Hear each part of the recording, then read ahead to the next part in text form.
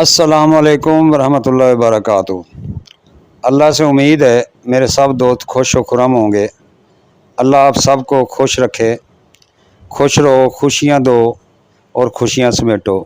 आमीन सुम्मा आमीन या रब्बिल आलमीन। आज बहुत ही इफादियत का हामिल नुस्खा आप दोस्तों के लिए लेकर आया हूँ।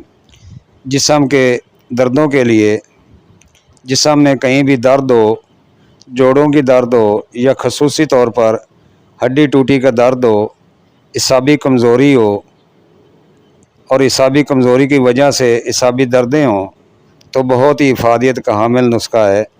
नुस्खे की तरफ जाने से पहले वीडियो को लाइक कर दें और नए आने वाले दोस्त सब्सक्राइब कर दें और बेल आइकॉन की घंटी दबा दें ताकि मेरी हर वीडियो आप दोस्तों को बर वक्त पहुँच सके। तो चलते हैं दोस्तों वीडियो की तरफ।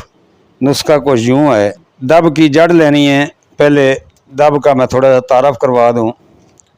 दब को अरबी में अश्ब, फ़ारसी में मुर्ग, बंगाली में दरपा, पंजाबी में दब, तामल में अदगू, तलंगी में कोबगी, सिंधी में छब्बर डब और अंग्रेज़ी में कौच ग्रास कहते हैं। सख्त पत्ती वाला मशहूर घास है। नंगे पाँव इसके ऊपर से गुजरें तो पत्तियां पाँव में चुभ जाती हैं। इसका रंग सब्ज़, सफ़ेदी मैल, ज़ायका कदरे तलख व कसीला होता है। इस घास को घोड़े बड़ी रुग़बत से खाते हैं। मकाम पैदाश वीरान जगह के अलावा कब्रिस्तान, दरिया और झील के किनारों पाए जाते हैं। मिजाज मोतदिल है मगर माइल बे सर्दी है। मुसक्कन, हरारत, मुहल्लिल, काबिज़, हाबिस, दाफ़ा फसाद, बलगम व सिफरा, मदर बॉल के लिए इस्तेमाल की जाती है। गर्मी के वर्मों को तलील करती है। पेशानी पर इसका लेप नक्सीर को बंद करता है। इसके जुशांदा से गरगरे कराना, मुंह आने को नाफा है।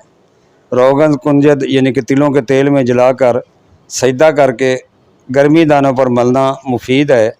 इसको तनहा पीस कर गर्म वर्मों, सुर्खबाद और पत्ती के ज़ैल करने के लिए लगाई जाती है। चावल और हल्दी के हमरा रोगन चमेली में पीस कर चीचक के खरोंड उतारने के लिए जमात करते हैं।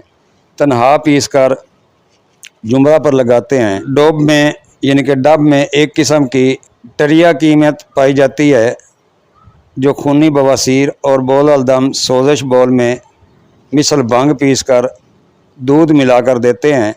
मारगजीदा यानी कि सांप के कांटे के लिए बहुत अच्छी है और मरीज़ हैज़ा को चंद अदद मिर्च स्याह के हमरा पीस कर पिलाते हैं। नफ़ा इसका मुहल्लिल, उराम, दाफ़ा, ज़हर और दर्दों के लिए बहुत आला है। अगर ज़्यादा इस्तेमाल करेंगे तो मैदा के लिए और सिर के लिए मुफीद नहीं है। तो प्यारे दोस्तों, इसकी जड़ें पीले रंग की होती हैं, गांठदार, और इसकी जड़ बहुत तेज़ कांटे की तरह होती है। इसके कांटे से बचना चाहिए। अगर ये लग जाए तो काफ़ी देर तक जलन होती है। खैर, ये पीले रंग में होती है, सांप के निचले हिस्से की तरह नज़र आती है। ये देखिए, और लचकदार होती है। आपने ये जड़ें निकाल लेनी हैं। ये नहरों, नदी, नालों के किनारों में ज़्यादा पाई जाती है। ये साया में खुशक करनी है। 100 ग्राम जड़ें साया में खुशक करने। इसकी ये जड़ें एक पाव ले लें या अपनी मर्ज़ी से कम या ज़्यादा भी कर ले सकते हैं। नुस्खा के मुताबिक कम या ज़्यादा अपनी मर्ज़ी से कर लें।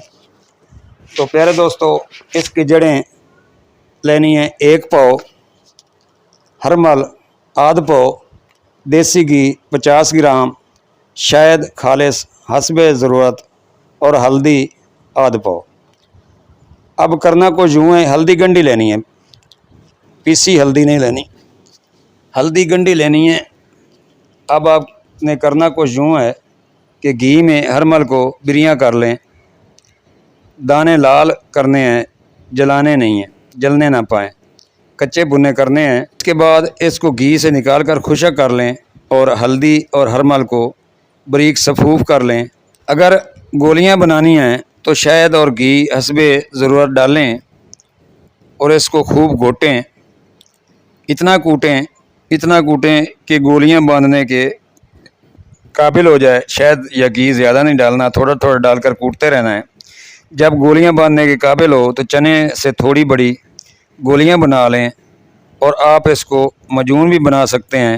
اگر معجون بنانی ہو تو پہلے 50 گرام گھی ڈالیں اور اس کے بعد شہد اتنا ڈالیں کہ معجون والا کمام تیار ہو جائے۔ تو اس کی خوراک 1 چمچ صبح و شام نیم گرم دودھ سے دیں، انشاءاللہ شفا ہوگی۔ بنائیں اور انسانیت کی خدمت کریں۔ جزا دینے والی ذات اللہ کی ہے، جو پتھر میں کیڑے کو بھی رزق دیتی ہے۔ خدا حافظ پیارے دوستو۔